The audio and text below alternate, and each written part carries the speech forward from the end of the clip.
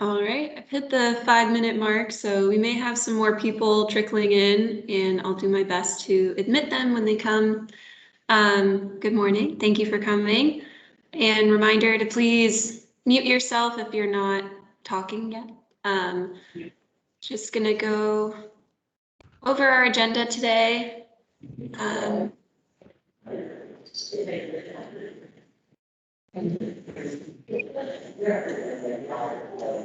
Reminder to please mute yourself if you're not already. And so we're going to announce our watershed that we were awarded by TDEC. Then we're going to have a great presentation from Heidi with Tennessee Department of Agriculture on watershed-based planning. For those of you that aren't familiar with what it entails and what it means, why we need them.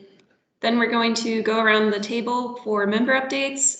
This is especially important since we won't be meeting again until 2022. So I'm really interested to hear what you all are working on or going to be working on through the winter. I'll give you a few updates on what GNRC will be doing during that time, and we will try to get out of here by 11:30. So as I said, we were awarded a grant from TDEC. This grant is the 604B grant, so it's Clean Water Act funds that are only available to development districts like GNRC. There's 9 development districts across the state. And so we were awarded funding to create watershed-based plans. The grant was specifically geared towards planning and not through, education or outreach or technical intervention, but it was a planning grant. And so we will be creating 4 watershed-based plans across our development district region in partnership with the Cumberland River Compact, who's going to be assisting on some of those plans. It will aid implementation of water quality improvements, which I'll let Heidi go into in her presentation. But it also makes those watersheds eligible for further funding from the EPA Clean Water Act 319 funds. Oh, somebody just said they can only see the bottom half of the slides. I don't know how to fix, but anyway, these are the 4 watersheds that we picked, and some of their percent miles impaired. So we really focused on watersheds that had a lot of impairments, impairments being assessed by the TDEC Division of Water Resources. And so here's a map of the 4 that were chosen. These also happen to be areas where GNRC has a lot of other work going on. So we saw it as a good opportunity to feed into some of our other work and existing relationships.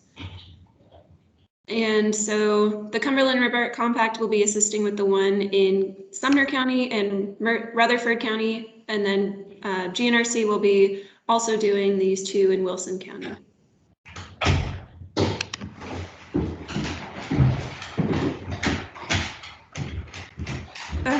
Reminder to please mute yourself. With that, I'm going to give the reins over to Heidi McIntyre Wilkinson. She's an environmental specialist with the Tennessee Department of Agriculture, and she's going to give us a great presentation on what those plans will mean. All right, good morning, everyone. Is everybody able to see my slides? Good Yes. to go. All right, well, thank you so much for having me. I'm just going to go through briefly what watershed planning is and what we at the Tennessee Department of Ag, as the administrators of the EPA grant for non-point source pollution, what we require for watershed-based plans in order to qualify for our grants.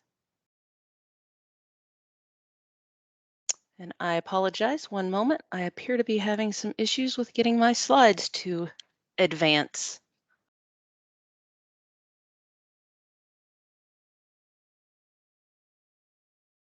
Well, I do apologize, y'all. Let me try this again. I do apologize.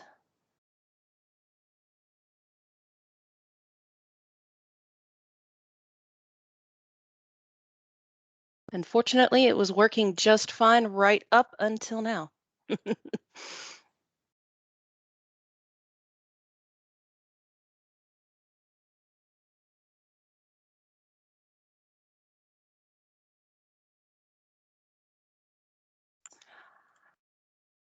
Do you mind terribly? I think you may have to give me control.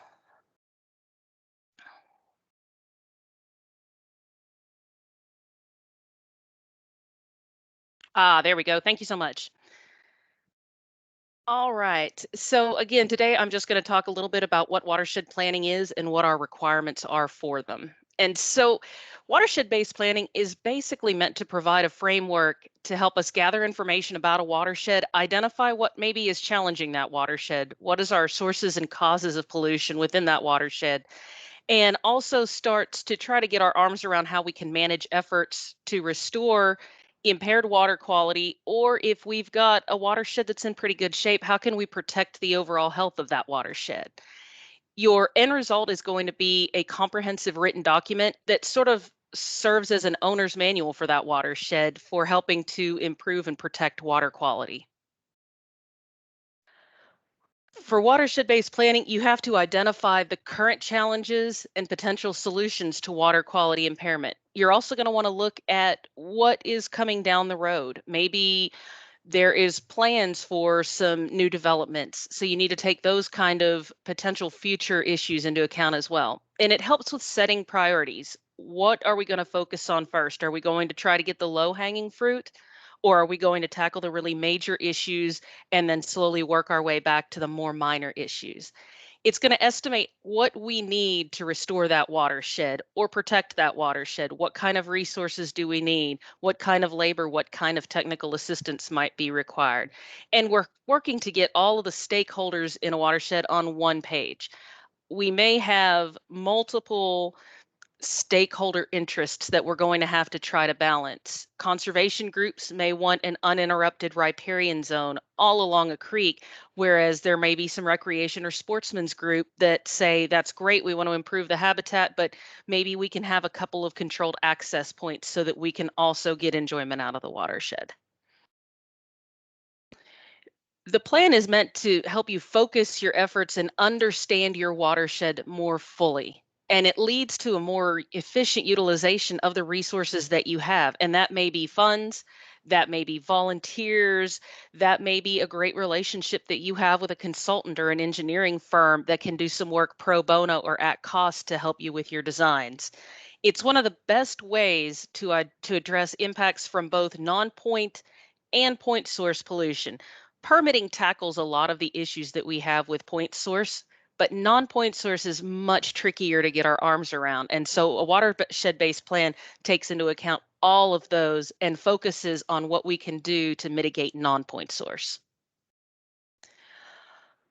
Whenever you decide to write a watershed plan, in a lot of cases, you know where you want to work. Maybe you have a grassroots program that has a special interest in a specific watershed. You typically have a pretty good idea of where you want to work and what watershed you're going to be writing that plan for. In some cases, you might just be interested in a general area. Say there's a certain part of the county that really seems to need help. Maybe there is an area of rapid expansion where the creek is being significantly impacted.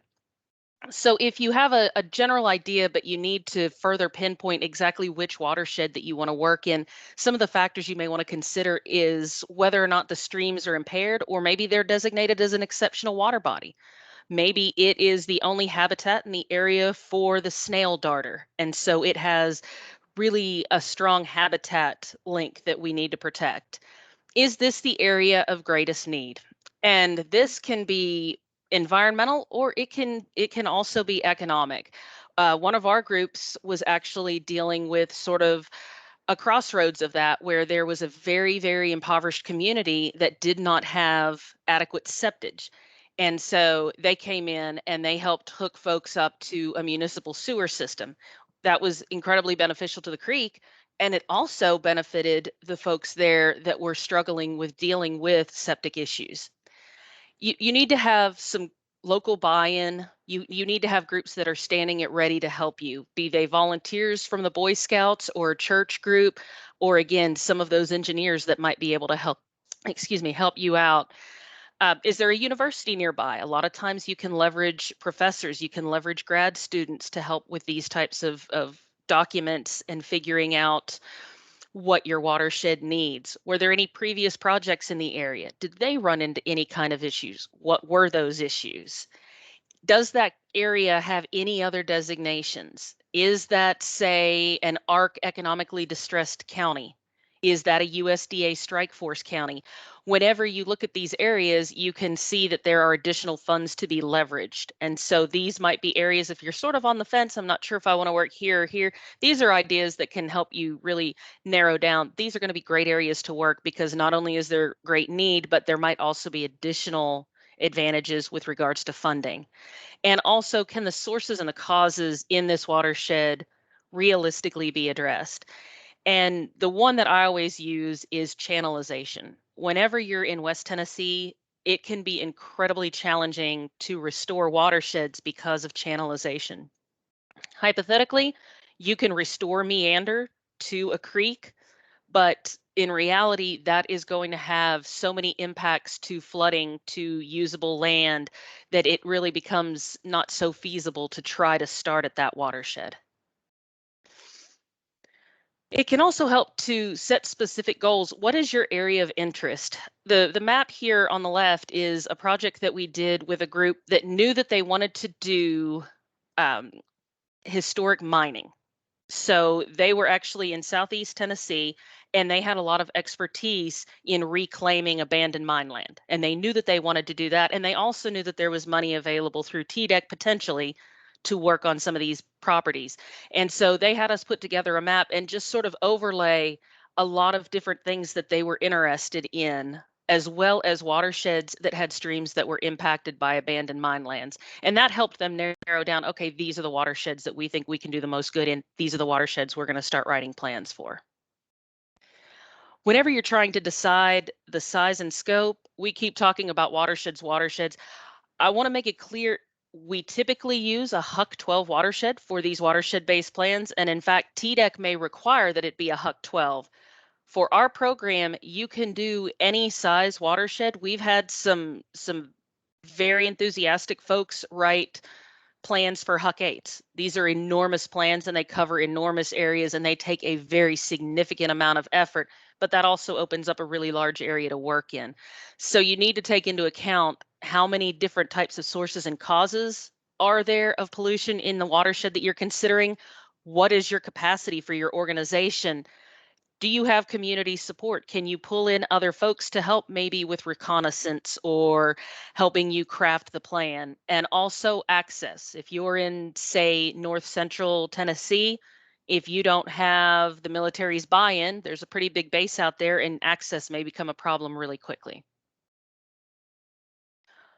Remember too that whenever you're developing these watershed-based plans, they can be phased.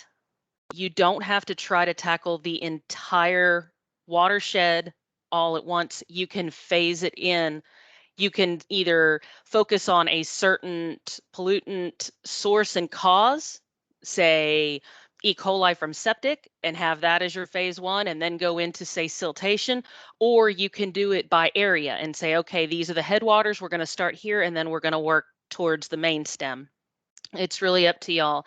These watershed-based plans should really be pie in the sky plans. This is if money and effort and technical assistance and everything else was set aside, what would it take to make this watershed usable for all of its designated uses?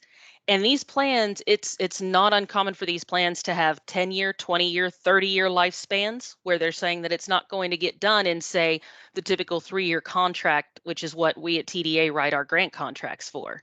And also, these plans typically run into the millions. This should not be just the amount of money that you need for, say, one project that you're thinking about applying for in one phase. This should be for the whole thing. And so it's often, we've seen plans that run in the tens of millions of dollars because realistically, the group that has developed the plan feels that that's what it would take for these highly, highly impaired streams to be restored. The Tennessee Department of Agriculture administers the 319 grant on behalf of US EPA, as we mentioned before, and it requires a 9-element watershed-based plan in order to qualify for these implementation grants. So I'm going to go over the 9 elements that are required for our plans. Element number 1 is to identify the causes of impairment and pollutant sources. And just to go a little bit over cause versus source, cause is the pollutant, source is the place or activity that the pollutant is coming from.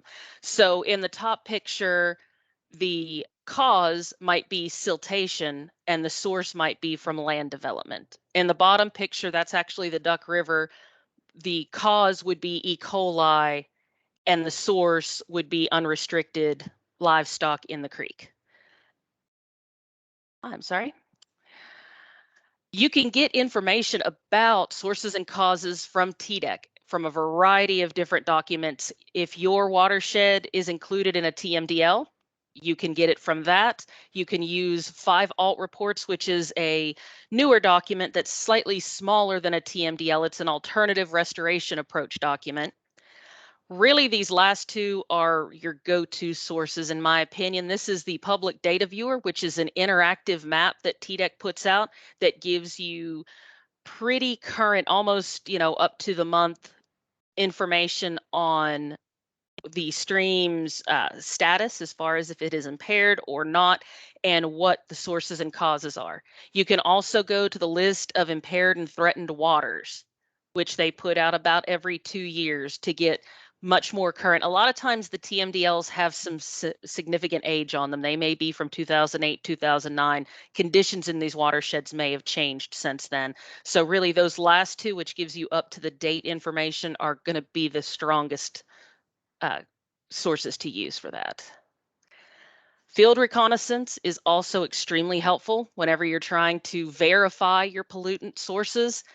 Leverage what you're doing in the watershed already. If you have a creek cleanup, if you have a weed wrangle going on, have your labor assist with doing some of that recon. Have some folks snap a picture. If they see cows in the creek, take a picture of that. If they see a golf course that has cut all the way up to water's edge and there might be some nutrients coming in from that, have them take pictures of that. Photos from your organization can be a really powerful addition to your watershed-based plan that shows, hey, we are engaged in the watershed, we are ground truthing some of these sources and causes. It is important to keep in mind that TDEC often is only able to sample a stream once every 5 years. You'll see a lot of gray lines just because they simply are not provided with adequate funding and staffing to be able to go out and test every stream every year. Sometimes your sources and causes kind of lag and they may say, okay, well, this is impaired for E. coli from cattle in the creek, and you go out there and a subdivision has been developed right there in that watershed, and there is not a livestock species within 5 miles in any direction. Make sure that you note that in your plan. You can say TDEC has identified this. However, reconnaissance of the watershed by our staff or our volunteers has shown that this is likely due to septic or it's likely due to land development. If you can, always include a map. A map is so very useful for getting us an idea of where you're going and what some of the challenges are. Include the point source and non-point source contributors if you can. And again, that TDEC data viewer can be very, very helpful for some of those point source contributors. There's a lot of online mapping programs that can help you assist with map development. And you Google Maps, QGIS, there are several out there, StreamStats. If you need help also, you can come to us. We are allowed to provide some assistance with mapping. So if you have a specific watershed narrowed down and you need a map similar to this one, that's something that we can actually assist with. The second element of the plans required for EPA is an estimate of the pollutant load reductions that you can expect to occur from the management measures that you are proposing. And this is typically one of the most challenging elements. Previously, we did not require this. Up until about 4 or 5 years ago, we actually required an EPA accepted a 7-element watershed-based plan. And then about 5 years ago, they said, no, you need to have all 9 elements. Within the request for proposals for the 319 grant, we provide a tool for rough estimation of some of the most common best management practices proposed. And you can just do this in a tabular form. And it's fairly, you can walk through it fairly simply so that it doesn't have to be a very onerous portion of the watershed-based plan. There's also a wide variety of models available. If you have a university that you're working with, we had this come up the other day. If you've got a university that you're working with and they have grad students that are running a completely different model from the one that we're using, as long as you cite that model and it is an accepted model within the industry, that is absolutely fine. You do not have to go back and use our tool. You do not have to go back and use what we are currently using, which is the spreadsheet tool for estimating pollutant load, or STEPL or STEPL, some folks call it. That's what we use in-house. If you do not have a university that is working with you and you do not feel comfortable using the tool that we've provided in the RFP, or if you have BMPs that maybe fall outside of the typical BMPs, you can also contact us and we may be able to assist with giving you some of those STEPL models. Element 3 is talking about what are the measures needed to get the load reductions to where we can start to restore the streams within these watersheds. And this kind of goes hand in hand with element 2, because you have to know what BMPs you're proposing to figure out how those management practices are actually going to improve the stream. If you're working with agriculture, practices supported by the NRCS, USDA NRCS, can be found at that location. We also support septic system repairs, rain gardens, abandoned mineland reclamation or remediation. Usually that is with TDEC, forestry projects, silviculture projects. We have no problem with y'all proposing unique or novel practices. However, expect us to request additional information about those technologies. If you are saying that this is going to help restore that, we need to have some additional information on that. One example I like to give is we had an applicant that decided that they wanted to do some wetland restorations, which was great.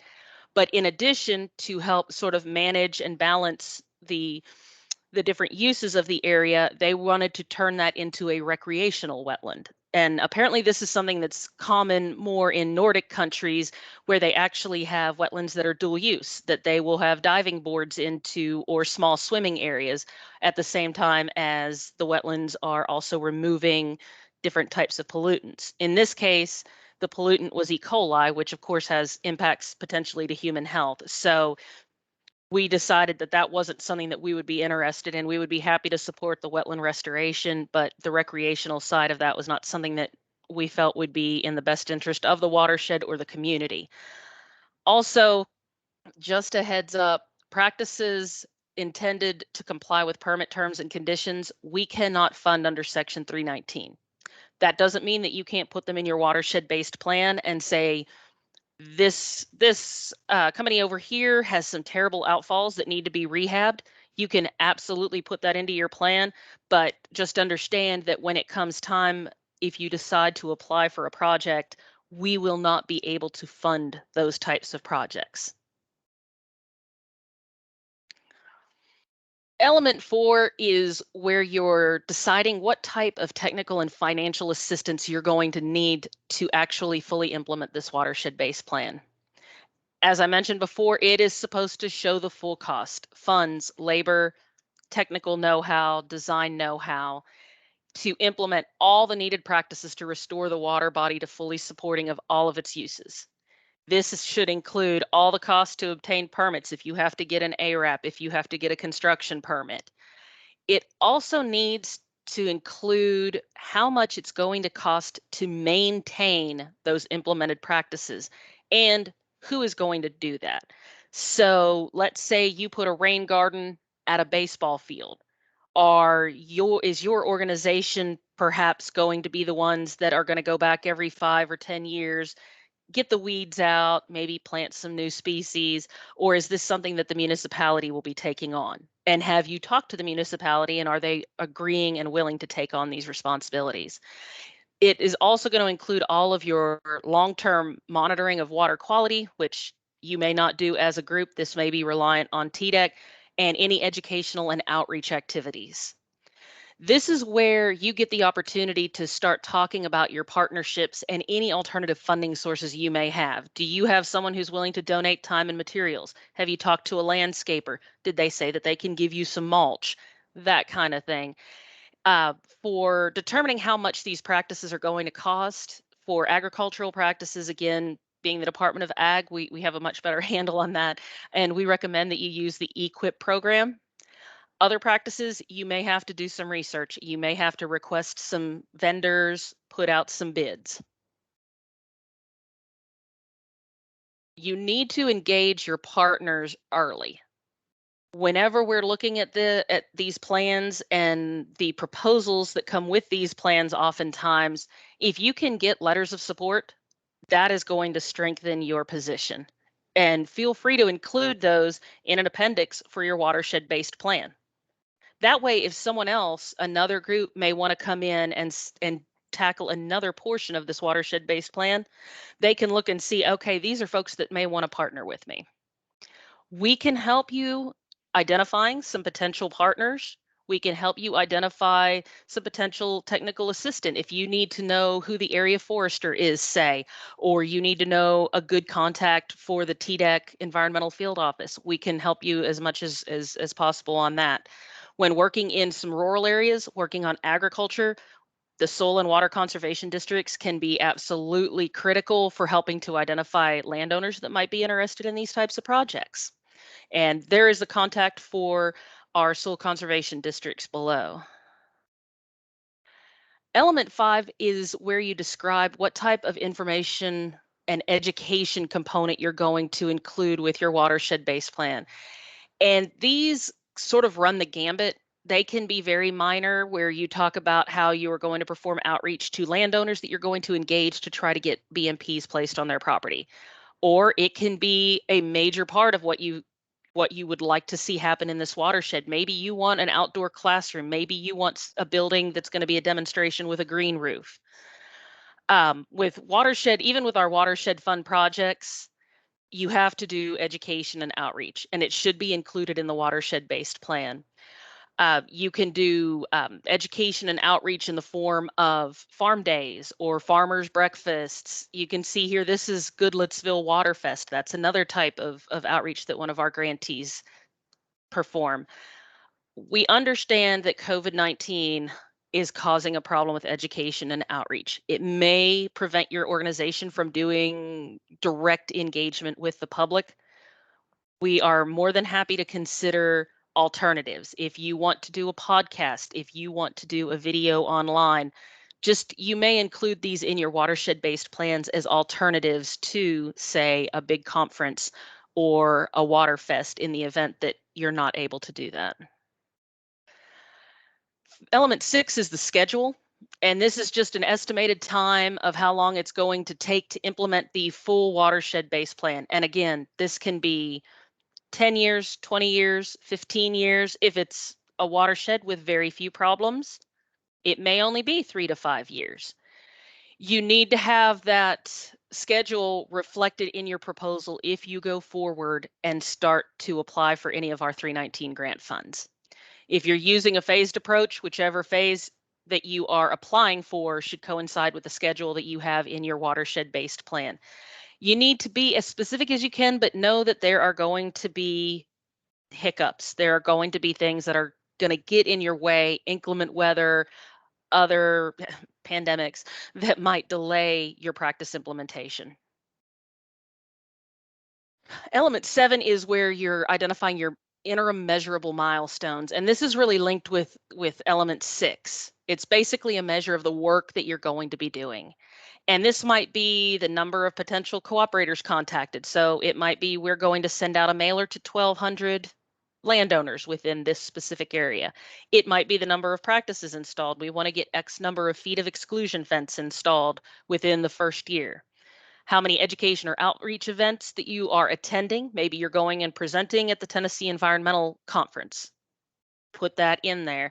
And any type of benchmarks that you might need, such as getting your permits, if you have a very highly technical design required when you get your design finished. Permitting and inclement weather up until the last couple of years has had the most negative impact on meeting our milestones. And again, that was pre-COVID. COVID-19 restrictions have currently had the greatest impact, as you can imagine. And to mitigate that, EPA has allowed for one-year extensions for the 2017 and 2016 grants. We do not know that that is going to continue, so always plan that they will not be giving you an extension. We can no longer write contracts for 5 years as we had been able to previously. If you are working towards getting a permit and you are having a hard time figuring out where it is in the process, I recommend checking out the TDEC's Division of Water Resources Data Viewer. You can check and see under status. If you see under status incomplete, that means TDEC is waiting on something for you. If it says pending, it means that they are doing something internal. So if you ever decide to pull up your permit and see where it is because you hadn't heard anything and you see incomplete, you have possibly either missed a letter from TDEC explaining that they need additional information, or they are getting ready to send that letter to you. Element 8 is where you determine if your load reductions are being achieved. And this was another element that previously we were excused from. So this was not in the 7-element plan. It's meant to show that the practices that you're doing are positively impacting water quality. And the criteria can be either direct, you can look at analytical data and say, okay, E. coli is down by X amount, or it can be indirect. Do you have more beach closings or less beach closings? In one case, we had a group that measured it by the reappearance of a specific type of threatened waterfowl. And so you kind of have a broad choice of how you can use this criteria. It can be a little bit tricky, as we talked about before. TDEC samples in 5-year cycles, and we will not pay grantees to conduct sampling. So leverage your partnerships if possible. That being said, if you are doing monitoring in the watershed for the constituents of concern during the grant period, you can use the monitoring that you are paying for as match. We cannot pay for it, but we can let you use that as match on any of our projects. Another option, if you don't want to use the data available or an indirect measure, is to utilize that same tool in our request for proposals that we talked about in element 2, where you can just kind of break it down and say, okay, we want to have 5 installed in the first year, 3 installed in the next year. Assuming we do that, this is the benefit to the watershed. This is how much the pollutant load is going to be reduced by putting these practices in. And number 9 is the monitoring component. And again, since we don't pay for monitoring, most of our groups are going to use TDEC's water quality monitoring data to see if they are successful. We don't provide monitoring money, so except for to TDEC. And so that's what we really kind of recommend that our partners use.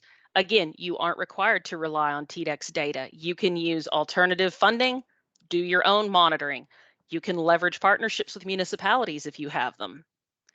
If your organization does decide to perform water quality monitoring, I always like to put in a plug. Please share this with your partners and with TDEC. TDEC may or may not take it into consideration whenever they're looking at the overall health of the stream. Even though it's not usable perhaps for TDEC's purposes, it may help inform their decision, and more information is better. If you are interested in applying for one of our programs, we also provide actually the Watershed-Based Plan format within our request for proposals. And it takes you through step by step with everything that you need, including those 9 elements. You are not required to use this format if you're applying for one of our programs, but I would recommend using it as a checklist. Go through and make sure, if you're not using that format, that you include all of the information within that format in your watershed-based plan. And again, available funding, we administer the 319 grant. That's a little bit odd. Normally, it is the environmental group within a state that administers this grant for EPA. We're just a little bit odd because we actually have some watershed coordinators that are able to be sort of the boots on the ground for these projects. The federal funding from this program, as you can see, varies wildly from each year. Also, I'd like to make a note that when we receive our final funding varies wildly. Last year it was June, this year it was September. So it varies by month, it can vary by months. These Section 319 grants are meant to support best management practice implementation, but also technical assistance, education and outreach training, demonstration projects, and again, for TDEC, monitoring, but it is not just physical practices on the ground that we can support with these grants. The projects do have to ultimately have the goal of improving non-point source water quality, either through practices or through education, and the applicants are required to provide 40% of non-federal match. And that's where I said, if you've got monitoring that you're doing anyway in your watershed, you can use that towards your 40% match, or volunteer labor. Or if you've got consultants that are willing to design for free, you can use all of this against that match. Projects that you apply for have to support one of our long-term goals, which is pretty much to restore impaired waters or protect protect unimpaired waters or high quality waters. This is a little bit of a change from in the past. We have started a couple of years ago. We are trying to fund at least one protection project per cycle. So a lot of folks are used to, if it's not impaired, we're not really going to stand much of a chance at funding. Now we're trying to fund at least one protection project per term. People that are eligible for these grants include your local and county governments, state agencies, if you're a not-for-profit, a soil and water conservation district, our colleges and universities. We have two types of grants. We have program funds, and that's where your education projects and your demonstration projects come into play. You don't need a watershed-based plan for this. You can just apply for these grants minus that. And the problem is that the amount of funds that we have available for this portion of the grants is very, very low. And by that, I mean somewhere in the neighborhood of, we may have $70,000 to $90,000 to fund all of the education and outreach projects, where we may have somewhere in the neighborhood of 1.2 million to fund implementation projects. So if you can turn your project into an implementation project, you're going to be in a lot bigger pot of money potentially. Restoration projects or watershed projects or implementation projects, they've been called a variety of things over the years. So examples of those include septic system repair, those ag BMPs that we talked about, getting the cattle out of the creek, and abandoned mine reclamation. You do have to have that watershed-based plan for these types of proposals. But again, the amount that you can get in a watershed-based plan or a watershed fund project is a lot more than you can get with program funds. We fund 5 different types. Of course, we're agriculture, but we don't stay with agriculture. We can also fund septic projects, urban, forestry or silviculture, and abandoned mines or acid mine tailing reclamation projects. Your project can focus on a single category or multiple categories. I can tell you that projects that are not agriculture, septic, or urban focused, we look at those really hard. We are trying to fund more forestry and mining projects. So if your group has the capacity and the technical know-how to apply for those, you're going to have a leg up automatically, because we are trying to expand in those 2 areas. And by talking about projects can be a single category or multiple, we have some projects that might be mining and agriculture, in that we are trying to clean up these acid mine tailings because someone is then going to try to graze cattle on it. And so there's a combo there. Or it may be that this watershed needs help in ag and in septic. And so you're spanning those 2 categories. So let's talk a little bit about what we consider a success. And of course, the ultimate goal is to restore and protect water quality. And we have documented over 30 successes, which impact 150 stream miles here in Tennessee. To the left there, you'll see this is how we document it for EPA. These are success stories. I would really urge everyone to go and take a look. Some of these projects are pretty interesting. This is where we have had watersheds with success stories here in Tennessee, and you can read our success stories at the link there. To apply for your 319 grants, you guys still have time. They are not due until December the 1st. We usually send out the RFP sometime around September or October. If you did not receive it, you can go to the link above and find that RFP. And if you are applying for restoration funds, if you can submit your watershed-based plan at the same time, it can expedite review. There has been some talk of actually requiring a watershed-based plan at the same time. Prior, we had allowed a little bit of leeway where we just would not review the proposal until we had the watershed-based plan. It looks like now it's going to be required that it comes in with the proposal. The proposals will be submitted to my supervisor, John Marshall. His contact information is here, and I'm happy to provide this information to anyone in the form of this presentation if they'd like it after we're finished here. And some of the assistance that we're able to provide is, as I discussed, map development. If you have specific interests, you want to focus on a specific source, a specific cause, and you aren't sure where to work, we can help. We can help you with data resources. Do you want to know what's been done in that watershed previously? What kind of buy-in was there the last time we approached this watershed? We've got lots of contacts for partners. We can, of course, help you with our eligibility requirements, and we can give you some engagement information. This map below shows every HUC 12 watershed that we have done work in.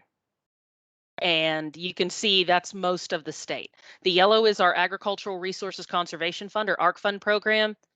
Blue is our 319, and green means we've put both kinds of practices on the ground. So the chances are where you want to work, we have someone that's worked in that watershed before.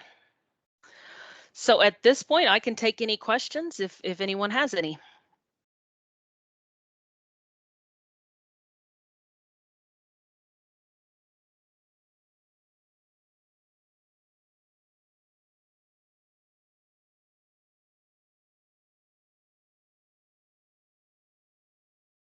Well, I don't have any questions because that was so much great information. I definitely learned some things after researching this topic for a while. It was definitely nice to have the details from an expert, so thank you so much. No problem. And as I said, if anyone would like a PDF of this presentation, I know I embedded a lot of links in there that are difficult to try to copy down quickly during a presentation. Please, just let me know, and I'm happy to send that out, or maybe Carson, if you don't mind, to send that out to the group afterwards. Yes, I will send them out.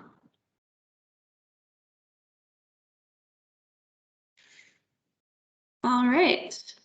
So now we're going to take the fun opportunity. We have plenty of time left, so don't be shy in speaking up, to go around the table with some member updates. It's a great opportunity to network, even though it's a virtual call, so I really encourage you to do so. If you could just tell us about a future or current project, program, whatever you're working on, that you're excited about, or think that the other members of the group would be really excited about, or a challenge or issue that you're facing right now. So I'm going to do my best to call on people in order. The team's order is kind of alphabetical, so it might be a weird order to anticipate, but I will start by calling on Kendra Abkowitz with the Mayor's Office of Sustainability. If you could just give us an update. Hey, good morning, everyone. This is Kendra Abkowitz. I'm Chief Sustainability and Resilience Officer for Mayor Cooper within Metro Government. I'm actually in full week 3 on the job, and so I've been spending quite a bit of time wrapping my arms around all the great work that's already underway, either internal to Metro Government or being executed by our fabulous partners, many of whom are on the call today, and really building relationships and understanding how I can best support them. Moving forward, kind of in the next few months, I'll be working very closely with our Sustainability Advisory Committee to develop a subset of actions for implementation based on recommendations that were included in the climate action plan submitted to Mayor Cooper in January of this year. And then rolling out a number of cool new exciting tools and resources, including a Sustainability and Resilience Roundtable internal to Metro government operations to foster collaboration, leveraging of resources across departments, as well as an externally facing environmental indicators dashboard, working on vehicle electrification and building stronger partnerships and relationships with NES, as well as exploring installation of renewables. So that's not necessarily an exhaustive list, but hits on some of the high points that we'll really be working on. So it's great to be part of this group. Awesome, thank you. Next, I will call on Reginald Archer with TSU.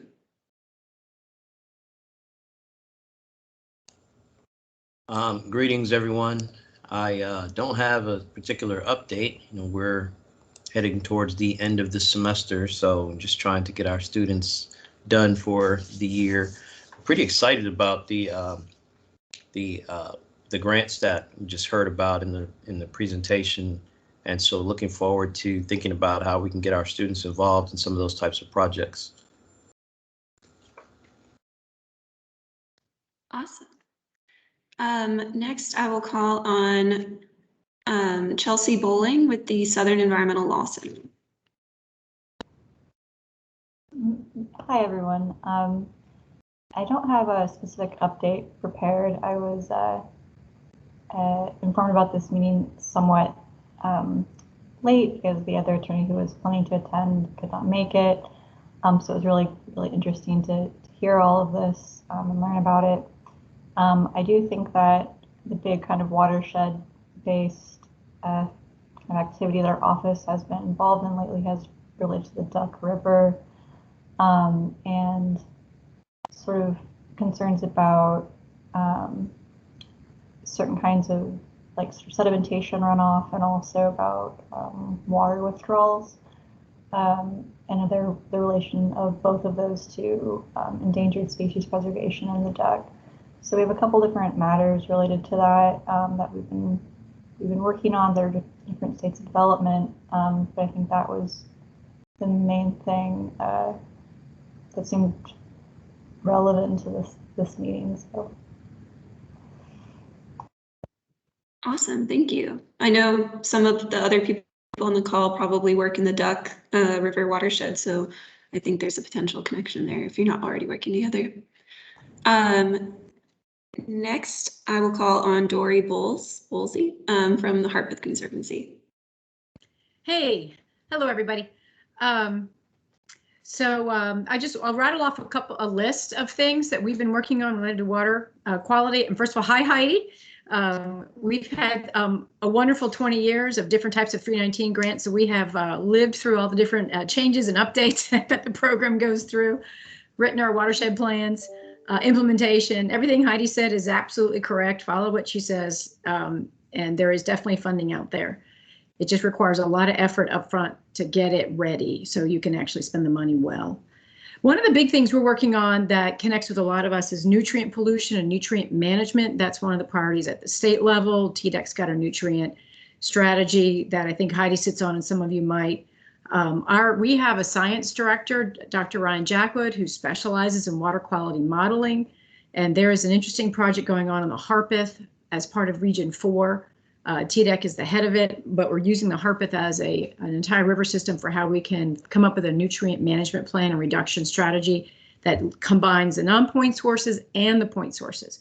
It's we've had a lot of data gathered by a lot of players, including us, the USGS, City of Franklin, other sewer plants. Metro is a part of this as well. So while we're all trying to obviously get something done with climate change, nutrient pollution is a big one across the country as well. We also have something interesting going on. We are slowly, quietly developing basically for the public a real-time way to predict E. coli levels where you want to go play in a river. So we've been doing some sampling. Ryan Jackwood's been running this. We're basically trying to model it off of things that other states have for their beaches. And if anyone's interested in that, we'd love to go in. We'll probably be tapping into some of you all to be part of like an advisory committee. But it's been really interesting to be able to use a volunteer group of people to gather data very regularly at a number of sites. We have the Harpeth, Richland Creek, and Mill Creek at the moment. One thing I wanted to bring up independently of like water pollution is flooding. We've been working with Roger Lindsay in Nashville and in Franklin, and this might be something that's going on across the region. But now that there are statistics out there, and there's also some folks at Camp Dresser McGee who've been working on this, and they gave a presentation in Franklin saying that one of the things that we could be doing with stormwater regs and flooding mitigation is updating the statistics on how intense the rain is, so that all of these stormwater regs are actually being designed to handle the amount of rain that's really coming now. So that's something specific that I think would be really valuable for GNRC. Obviously, you know, I'm sure there's stormwater regs and flood mitigation requirements in most of the jurisdictions for GNRC, but if there could be a look at what they are, how they could be adjusted because of the intense rain we're getting, I think that'd be a really cool project that would be very beneficial to a lot of folks. And the other thought I had with, especially with Kendra being on the phone, and Kendra, get ready for a call from Grace Straunch, who's one of our new staff people. We would like to be a part of an effort to sort of combine and pull together what resiliency plans different communities have. They might have a sustainability commission. They might call it something else, depending on whether or not they feel comfortable talking about climate change or not. But there are communities in this region that have already adopted like building codes, you know, things that reduce CO2 is what I'm getting at. Whether or not in some areas, like, yes, you know, parts of Franklin have a lot of sort of the more ultra conservatives who don't like to use the word climate change, but they still want to do all this stuff. They just may not like calling it that. So that's been sort of running around with a number of us going, hey, you know, a lot of stuff's going on. Is there something we can do to combine that in terms of what is this community able to do as it grows in terms of reducing its carbon footprint? Whether we can use the same terms for every community, maybe we can worry about that later. But I know there's stuff going on out there. Yeah, no, that's great, Dory, and I look forward to hearing from Grace. So absolutely, yeah, no problem. Awesome. Thank you, Dory. Sounds like you guys are working on a lot. Or at least our brains are racking around going, oh my God, there's all these opportunities out here. Who else is doing something? You know what I'm saying? That's kind of what I'm wondering at the moment. I will call on Emily Parrish with the Land Trust for Tennessee next. Hey, can y'all hear me? Sorry, we had a leaking toilet, so we have loud construction happening in our office right now. Let's see, we're in our busy time of year, working on our fundraising and projects closing. We've closed 6 projects this year. Those are all conservation easements. We have about 10 to 12 to go before the end of the year. Most of those are in Middle Tennessee. We have a couple around the southeast near our Chattanooga office. We are trying to wrap up our annual monitoring. We have to monitor 400 conservation easements this year. And last year, due to COVID, we invested in a satellite monitoring program called Lens. And so we renewed that for this year. So we're doing most of our monitoring from our computers, where we would typically be out on the land visiting with our landowners. We are able to do it from our computers for the most part, but we have about 200 left to go before the end of the year. So we have 2 stewardship staff frantically working on that satellite monitoring. It's a really cool program. If anyone wants a demo ever and needs to see how that works, it's really interesting. And let's see what else. We're working on a master plan here at Glenlevin Farm, here at our office. We've hired Nelson Bird-Wolf, and it's really exciting. We're very excited about it. We're starting open houses for some of our major donors to unveil some of the concepts coming out of the plan. But the most exciting part, honestly, has been doing more research about the history and the stories and the families that have lived here at Glenlevin. We've learned a lot more about the enslaved population that lived here, and actually have tracked down descendants of those people that still live right around Nashville. So just inviting people out to learn more and hear their stories has just been unbelievably eye-opening, honestly, for our entire staff. And we look forward to telling those stories to everybody through some of the ideas coming out of the master plan. And we're hiring. So y'all know that takes time and effort. We're hiring an events coordinator and a communications manager. So if you know of anyone who might be interested, those 2 positions are on our website, and I believe on CNM and all the normal places. So thanks for having me. Awesome, thank you. Next, I will call on Mikhail Houghton with the Cumberland River Compact. Hey guys, nice to see everybody today. It'll be nice when we're back in person and not multitasking. So that was a great presentation, Heidi. I really enjoyed it. You raised a term that maybe I'm the only one who's unfamiliar with, but the 5 alt reports. And so I was curious if you could kind of go into a little detail on that.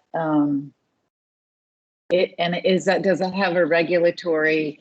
Is it a regulatory substitute for TMDLs or? And I'll be really honest. I have limited knowledge of them. From what I understand, is they are TMDL lights. They are sort of, and if anyone on TDEC, if anyone is here from TDEC, if you please correct me if I'm wrong. I understood that this was more or less sort of a temporary Band-Aid type of situation until a full TMDL can get written for critical areas.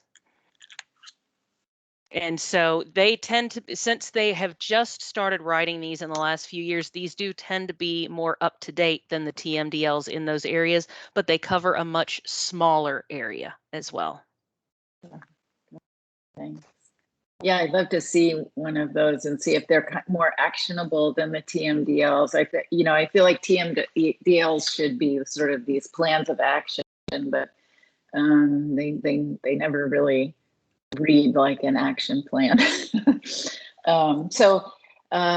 Gosh, well, the Cumberland River Compact is moving into our new office December 1 in the Trolley Barns, and I actually couldn't be happier to return to some degree of normalcy.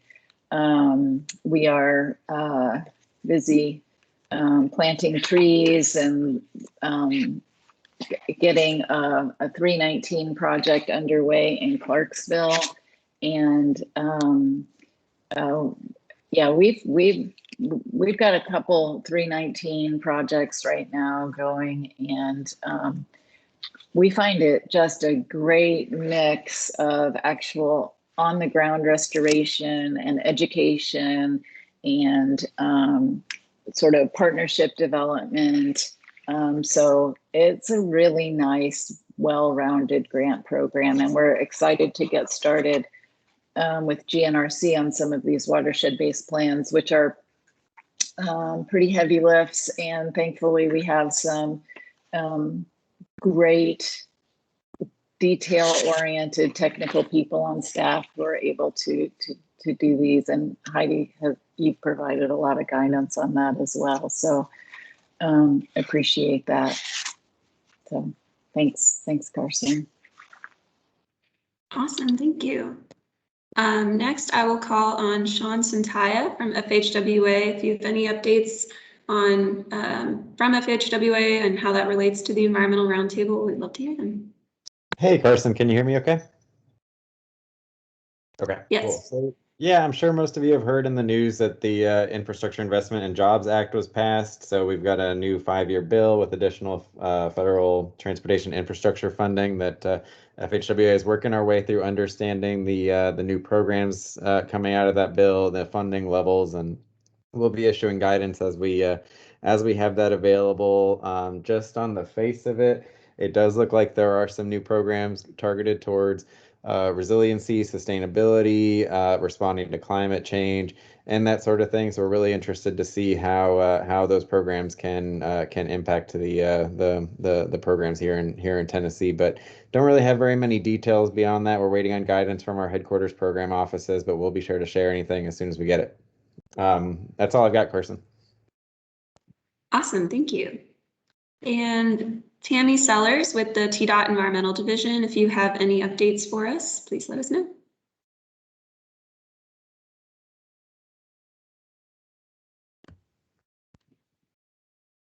Says she's still logged on, but she might have stepped away. If there's anyone that I missed, please speak up and give us your update. Or if Heidi, you already gave us a lot of wealth of information, but if you have any updates you also want to share, feel free. First off, thanks, Dory and Mikhail. I appreciate it. One thing that I did want to mention that kind of dovetails a little bit with what Dory was talking about is we are winding down, wrapping up the first draft of the harmful algal bloom response document, the statewide response document for blue-green algae or cyanobacteria. So the Department of Health has actually taken the lead on finalizing those comments. But just to let y'all know, there is a limited amount of funding. If you see what you believe could be a cyanobacteria bloom, a HABs event, we do have a limited amount of funding to come out and possibly pull samples, especially if there is an environmental, human, or animal impact. So if you see dead fish, if someone mentioned that their dog has gotten sick, anything along those lines, we can come out. In the literal one day between the tornado and the pandemic, we trained up our watershed coordinators to pull those samples, and they are actually sent to a contract lab through the Department of Health Eurofins.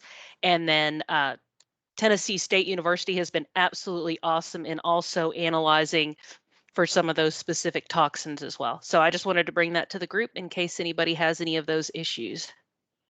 Yeah, thanks, Heidi, for bringing that up. No doubt, if you see something, if you heard something, you really need to jump on it very quickly. The conditions can change very quickly. So don't let it, in other words, if you hear about it on a Friday, don't wait till Monday. It'll be, the conditions might have changed by then. So definitely make that phone call. We are also capable of doing some of that too. We actually work with TSSU as well. So depending, maybe between Heidi's team and ours, just call somebody. Alrighty, well, I will give you a few GNRC updates. Hopefully they won't be too boring. Some of them are things you've heard of, but some of them are some new things that we're working on. And hopefully you can see the slides. Good, thumbs up, great. So last time we met, we were talking about the CEDS, or the Comprehensive Economic Development Strategy for the region. So we received public comments, and I hope you all saw the link to comment and the opportunity to do that on the draft action plan and the performance measures. The one that was most relevant to us was Goal 4, which is focusing on that resiliency and leveraging environmental quality as kind of an economic driver and an economic asset. So the final strategy is to be adopted by the GNRC Executive Board in December.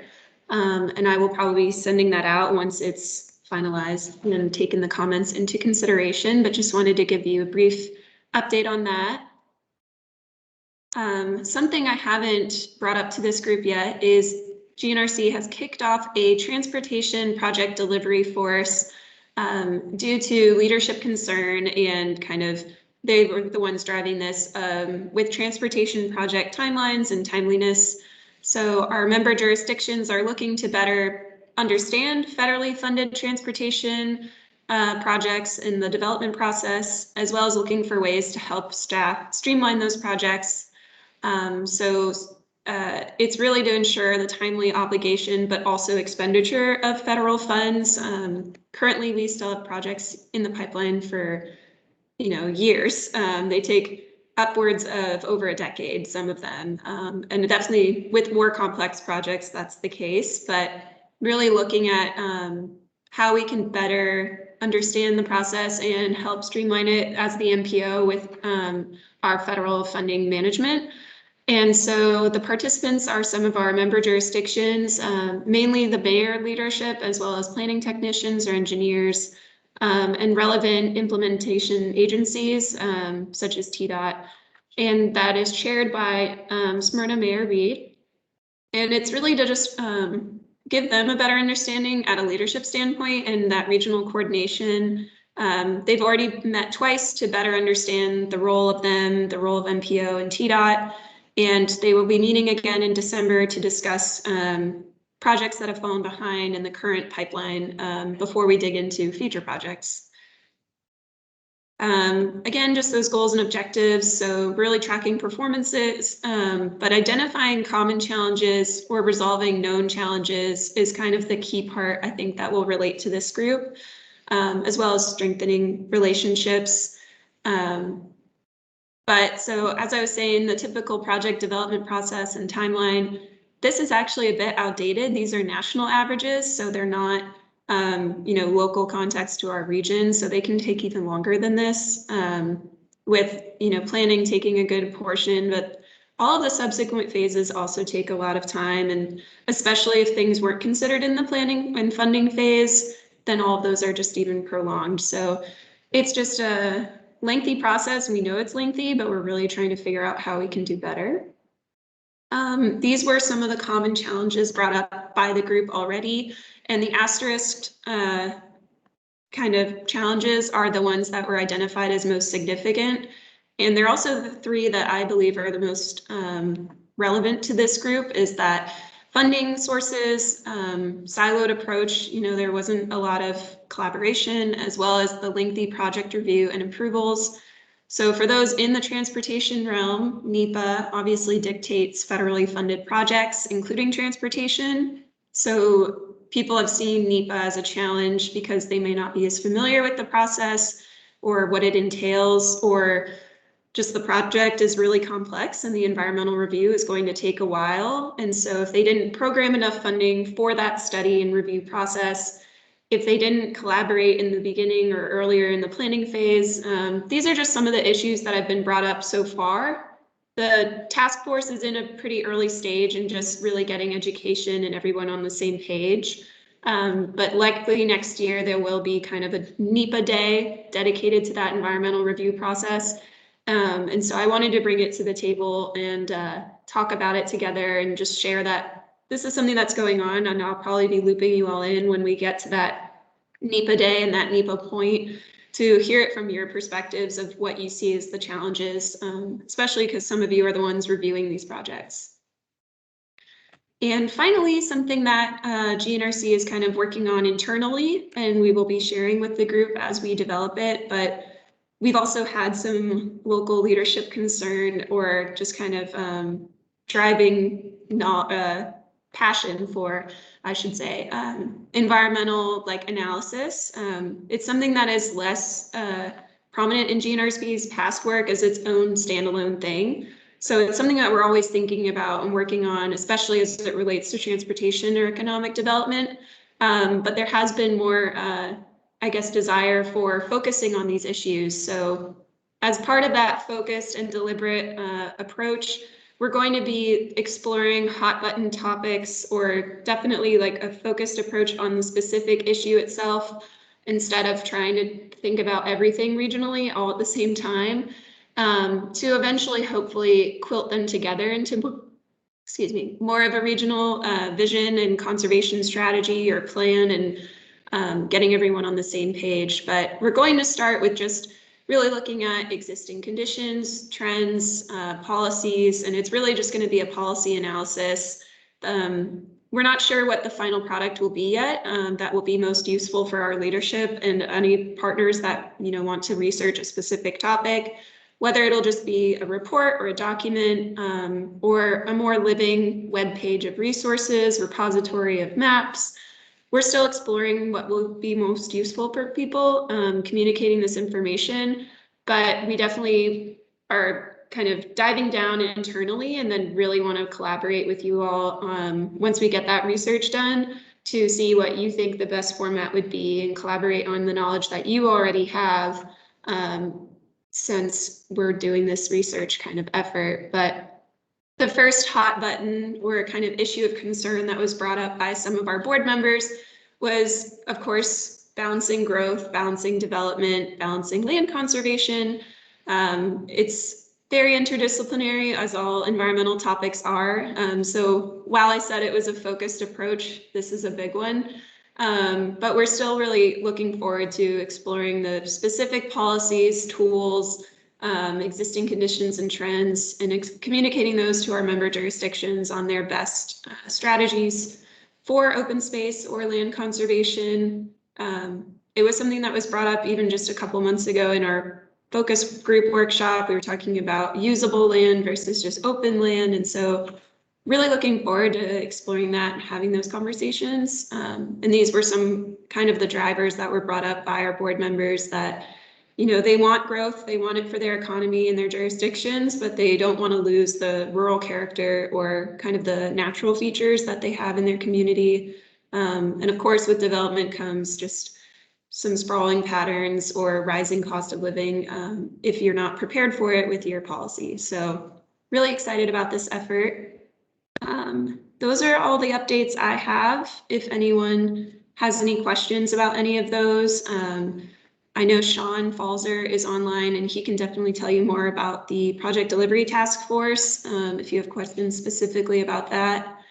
But that are all of my updates. And currently just programmed. How all do we participate in, like our organization has a lot of background on the one you get. That's a huge hot topic. It's great to see the board bring that up. But are you all baking that internally and then asking those of us on this committee for our thoughts after it's already been, the work's been done, or are we part of it somehow? Yes, so the work has not been done. There is some kind of room in GNRC internally that we need to do to catch up and get our staff on the same page. Oh, I bet. So we're doing that research and kind of analysis internally. We already have a lot of the data from just the roundtable engagement over the last couple of years. So we're really just getting all of our directors and department staff on the same page before we start a larger engagement effort.